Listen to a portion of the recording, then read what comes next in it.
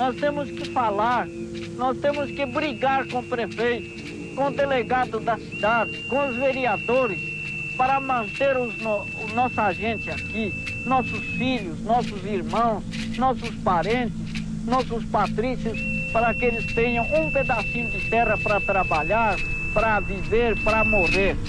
Porque nós, os índios que vivemos aqui, é que sentimos a injustiça, a perseguição, a pobreza, a fome, porque a área que ocupamos não oferece mais condições para a nossa sobrevivência.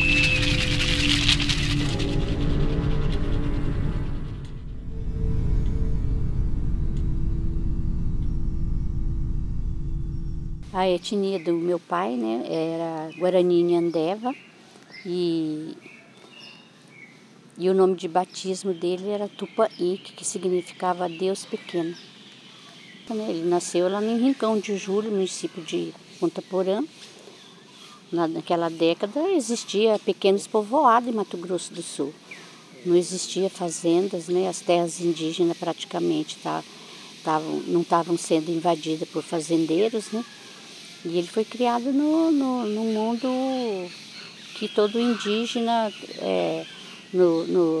que os territórios, né, que a gente chama de Tecorá, ainda pertencia totalmente às comunidades indígenas. E ali eles tinham uma vida que tudo tradicional, né? E então toda a sua fase inicial de vida era toda ela centrada, o seu pensamento era centrado na questão da religiosidade, né? No período da vida dele, que ele foi missionário, como ele falava muito bem, a missão evangélica Kaiowá investiu nele nesse sentido, né?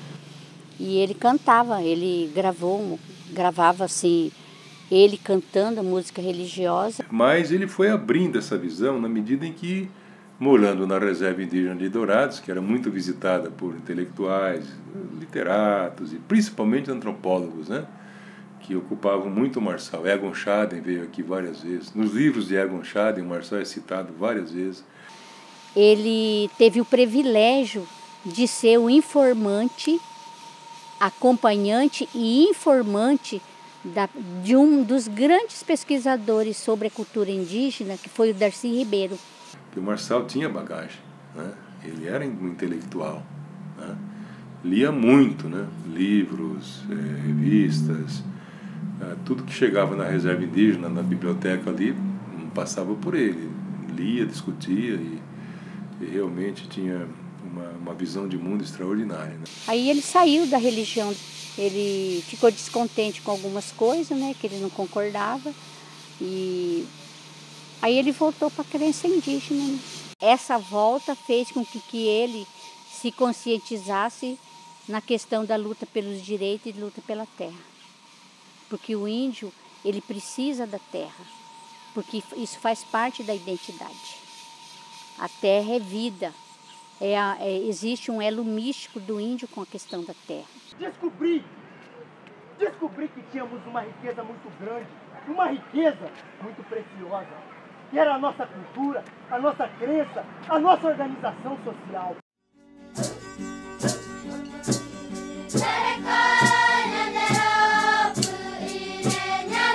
Então, o tio Marçal, na época, aonde eu andava na aldeia, ele sempre estava conversando, incentivando o pessoal, porque ele gostava muito de crianças, jovem. Ele é uma pessoa assim que chegava assim nas casas, brincava, ele falava, mesmo no trabalho dele, sabe, que ele era enfermeiro, né? Ele via se a pessoa que estava precisando, estava doente ou não. E aí ele entrou na FUNAI como enfermeiro. E ele trabalhou, até os últimos dias da vida dele, trabalhou como enfermeiro. Ele era um homem muito atencioso, né? Ele atendia muito bem a comunidade dele. Tanto aqui como lá nas outras, se ele estivesse aqui, alguém procurasse ele atendia do mesmo jeito, né? Na área indígena não tem hora, né, para atender. É de noite, madrugada, meia-noite. clarear do dia. Ele cansou de dar injeção em mim, então todo mundo procuravam ele para dar injeção em um, levar um remédio para outro, alguma coisa assim. Então todo mundo via ele como uma boa pessoa. Eu tive ele assim como um pai para mim, sabe? A lembrança boa que a gente tem, que todos os filhos têm, nós temos dele, era aquele pai presente que ele sempre foi. Teve 7 filhos legítimos e mais 3 adotivos, fora as outras crianças que passaram pela nossa casa, que chamava de Casa Grande. Vamos dizer, um pai para a comunidade também, não é? Porque ele foi capitão várias vezes e ele atendia muito bem o pessoal. Onde ele ia, ele se destacava como liderança, né? A FUNAI viu nisso nele para ser líder aqui dentro da aldeia, mas uma liderança, não a liderança cacique, mas a liderança administrativa, que eles chamavam, usavam alcunha, ainda usa hoje, de capitão. E esse daí é resquício do militarismo, né? Se ele via uma coisa errada dentro da área, que ia prejudicar o índio, ele denunciava. E eu tenho enfrentado, tenho contrariado mesmo as autoridades nossas da FUNAI por causa de injustiças que minha gente vem sofrendo através desses anos.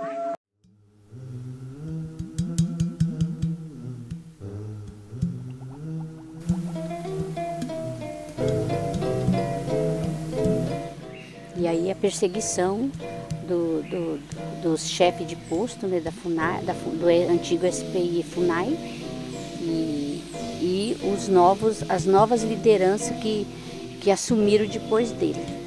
Quando ele foi contratado pela FUNAI como enfermeiro, aí ele deixou o trabalho dele da parte administrativa de capitão, e mesmo sendo enfermeiro da FUNAI, a comunidade nunca deixou de enxergar nele uma pessoa que dava segurança, um orientador dentro da comunidade.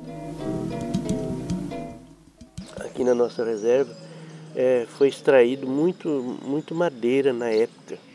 E ele, como nosso capitão, nosso líder daqui, ele via isso que não ia ser bom, né? Desmatar a nossa reserva, como desmatou mesmo. Aí extraíram todas as madeiras daqui e foi isso a luta dele em favor do patrício, que somos nós. E é onde não gostaram dele.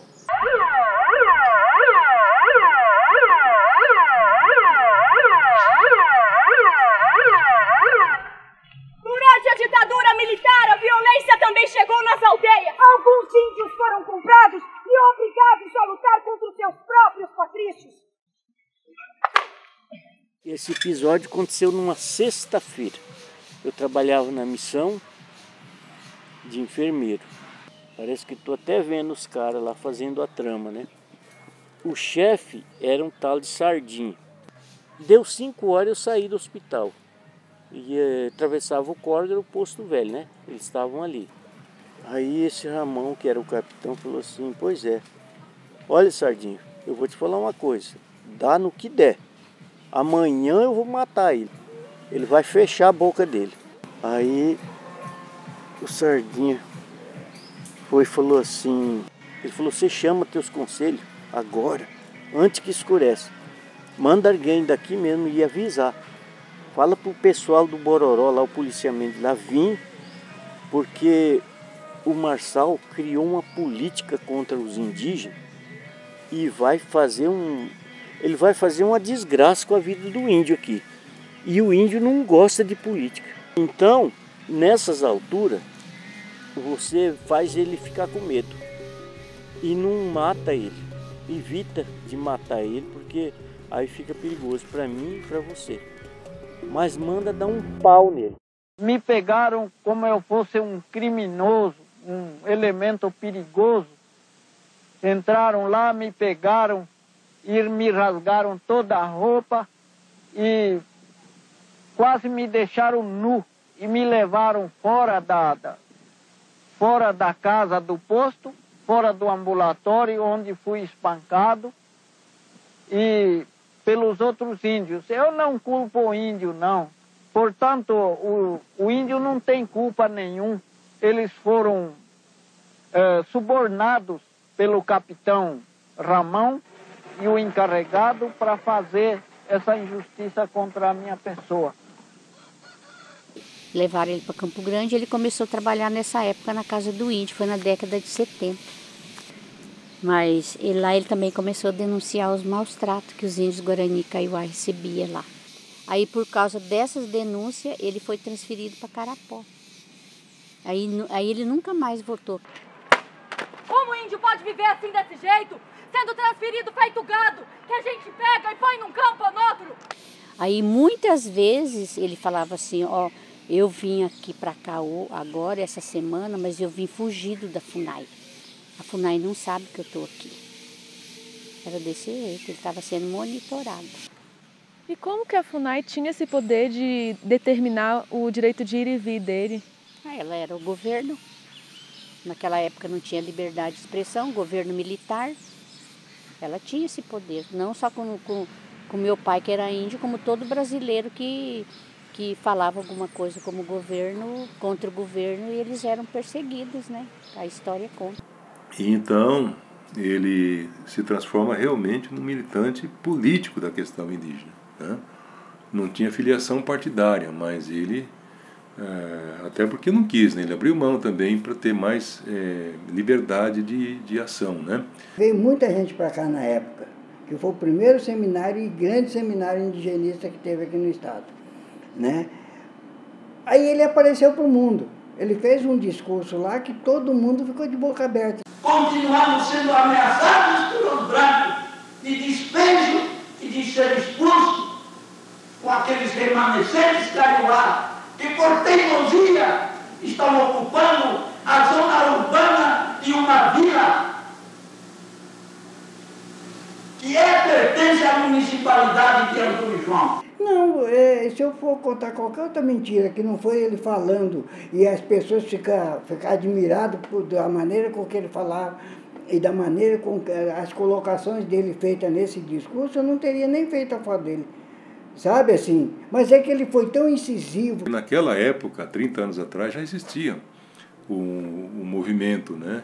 E estava assim numa fase muito interessante, uma fase pós-ditadura militar, que todos os segmentos estavam mobilizados, e os índios também estavam, né? Eles estavam organizando a UNI, União Nacional dos Índios. E ele sempre denunciando o governo, denunciando a questão do etnogenocídio, do alcoolismo, das coisas que vinha da exploração irregular de madeira das comunidades indígenas. Tudo ele ia denunciando. Chegou a hora em que nós sozinhos não conseguiremos fazer nada.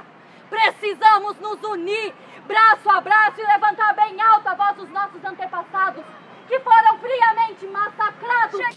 E foi depois desse período que ele foi convidado para ir para a ONU em Nova York. Aí foi quando ele foi escolhido para levar a denúncia para o Papa. Trazemos a sua santidade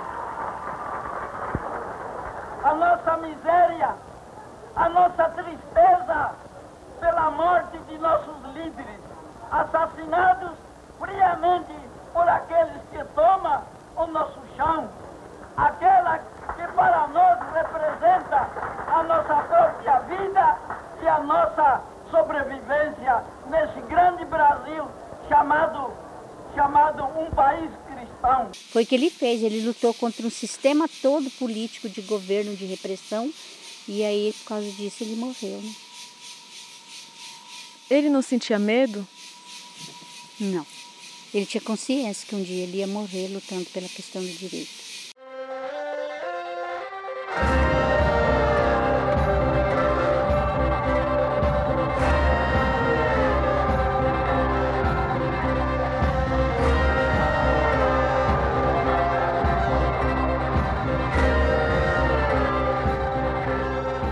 Quando o fazendeiro foi lá e tentou aliciar ele com dinheiro, ofereceu na época 5 milhões de cruzeiros, né? Para ele facilitar, para ele convencer os índios a sair de lá do Piraquá. E aí o meu pai não aceitou, ele falou que a honestidade dele não tinha preço. Por ser uma reserva de floresta natural, tem muita madeira, né? E o fazendeiro queria anexar esse último pedaço de terra para a fazenda dele.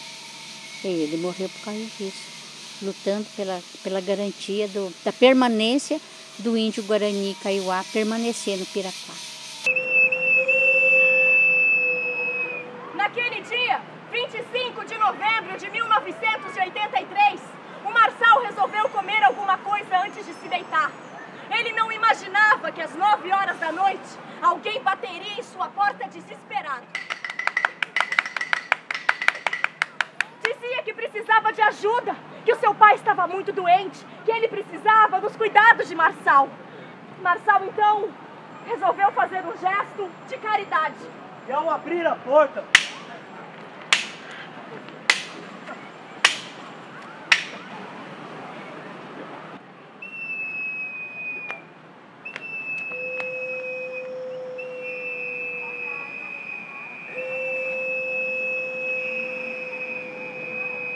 Marçal de Souza foi assassinado. 5 tiros sendo um na boca, deixando clara a tentativa de calar Tupã-Índio. Aí, por pressão internacional, né, e pressão nacional das instituições de luta das minorias aqui no Brasil, começou o processo de investigação. Aí se chegou que o mandante do crime era o fazendeiro, né, que queria que os índios saíssem do Piraquá. Aí demorou anos para falar que era o Líbidro, que era o mandante do crime, mas logo na semana que meu pai morreu, eles prenderam o Rômulo Gamarra como o executor, né, que era o capataz da fazenda. Então, o Marçal, assim que foi assassinado, ele foi sepultado aqui no cemitério de Dourados mesmo, né, o cemitério Bom Jesus. E então, algumas dúvidas pairaram, né, do primeiro para o segundo júri. A justiça requereu que fosse feita a exumação, né? E realmente a exumação foi feita. E as balas foram recolhidas, né? E uma das balas, ela coincidia com o revólver do Gamarra, né? Que foi possivelmente um dos atiradores, né? Não foi só um, pelo jeito foi de 4 a 5 pessoas que andaram atirando, né? Você tem alguma resposta? Quem financiou a morte do Marçal? É difícil dizer, né? O principal suspeito foi libertado, né? Que era o Líbero Monteiro, né? Então você não pode, se a própria justiça liberou, né? Você não pode ficar levantando suspeitas, né? Até porque já foram feitos 2 júris, né? Mas alguma coisa aconteceu realmente, né? Mas foi o que deu, né? Não deu em nada, né? Porque se para os não índios que é pobre não tem justiça, imagina para índio. Mas a terra do Piraquá foi demarcada após a morte dele. E tinha que ser demarcada, né? Porque a pressão internacional era muito grande. Foi marcado o primeiro julgamento 10 anos após o crime. E a senhora considerou o acusado inocente por faltas de provas. Procede, meritíssima. Procede! Procede! Procede! Procede! Procede! E meu pai sempre como baluarte de força para a luta. E ele sempre é a fonte inspiradora de continuar a luta pela questão dos direitos. Da luta, principalmente pela luta de direito pela terra, né? Pela demarcação.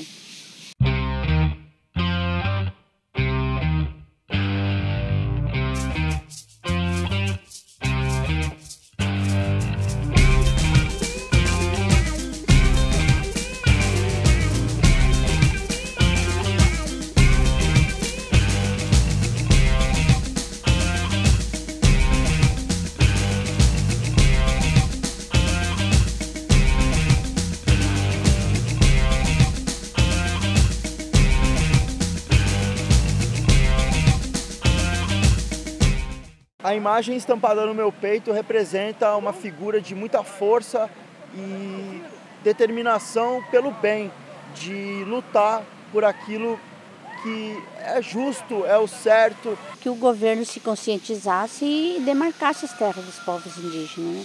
Aquelas que são reivindicadas, que são considerados territórios tradicionais. Bom, há um lobby muito forte, ruralista, que acontece no Congresso Nacional em Brasília, que não tem interesse em ver o avanço social dessa questão. Uma comitiva quer ser ouvida pelos deputados para se manifestar contra a proposta de emenda à Constituição 215, que transfere da FUNAI para o Congresso a prerrogativa de demarcar terras indígenas. A PEC foi aprovada por uma comissão especial no final de outubro e está pronta para ser votada no plenário da Câmara. Depois de que entrou esse governo, foi o período que mais morreu lideranças lutando pela questão do direito da terra. O governo brasileiro parece que via os povos indígenas como, via e ainda vê como empecilho para a expansão do progresso, hoje para a expansão de lavoura de soja, de cana, agora de cana e expansão da agropecuária. É um empecilho, um entrave para o progresso, entre aspas, né, progresso. Só que até agora ainda não surgiu nenhuma liderança com a expressão nacional e internacional que ele tinha, que ele teve, né? Porque acho que se surgiu outra liderança com essa expressão, provavelmente o caminho, a trajetória também vai ser interrompida. A impunidade é mais dolorosa do que a morte. A impunidade é mais dolorosa do que a morte. A impunidade é mais dolorosa do que a morte. A impunidade é mais dolorosa do que a morte. A impunidade é mais dolorosa do que a morte.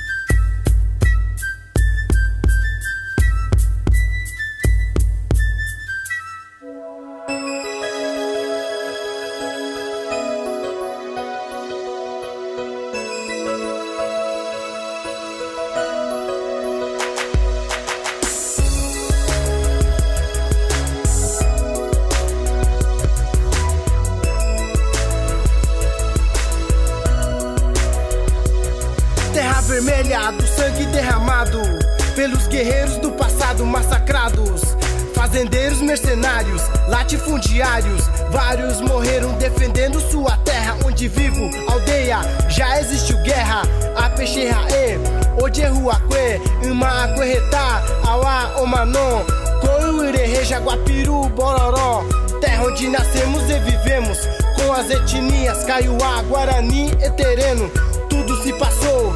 A realidade vem chegando, na voz do bro, pintados pra batalha. A peixe aiko, a ape a rechá, baepa o jeru, a etoso cheia jerure. Nhande jarape, o morre de ranguá, xerape, handerape. Eu peço a Deus que ilumine meu caminho. Onde eu estiver, eu nunca estarei sozinho. Eu nunca estarei sozinho. A peixe rae, conhandereko, achugamba epa, ojeruaque. A peixe rae, conhandereko, achugamba epa, ojeruaque.